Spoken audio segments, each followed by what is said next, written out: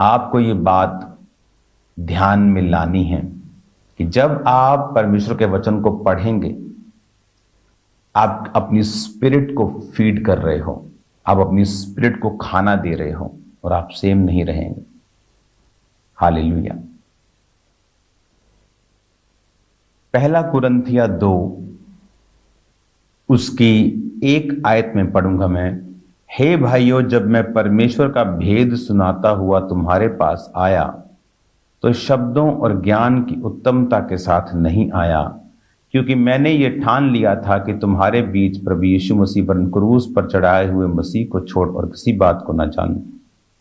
मैं निर्बलता और भय के साथ और बहुत थरथराता हुआ तुम्हारे साथ रहा, और मेरे वचन और मेरे प्रचार में ज्ञान की लुभाने वाली बातें नहीं, परंतु आत्मा और सामर्थ का प्रमाण था।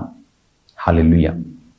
परमेश्वर ने कहा, इस वचन में पौलुस लिख रहा है और खुदावंद का आत्मा क्या कह रहा है। देखो, उसने कहा कि सामर्थ और आत्मा का जो प्रमाण था, जो सामर्थ थी, उस पर तुम्हारा विश्वास निर्भर होना चाहिए।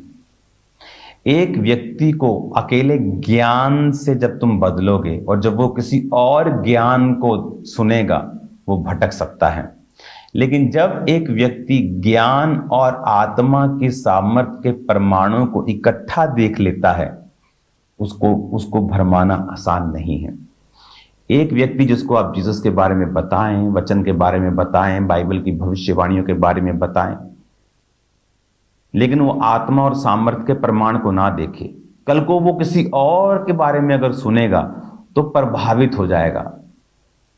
लेकिन जब आप आत्मा और सामर्थ्य के प्रमाण के साथ उसे यही ज्ञान सिखाएंगे, तो उसे मालूम होगा कि परमेश्वर जो कह रहा था, मैंने एक लंगड़े को चलता, मैंने एक अंधे को आंख पाता हुआ देखा है, जो वाकई मैंने कभी नहीं देखा।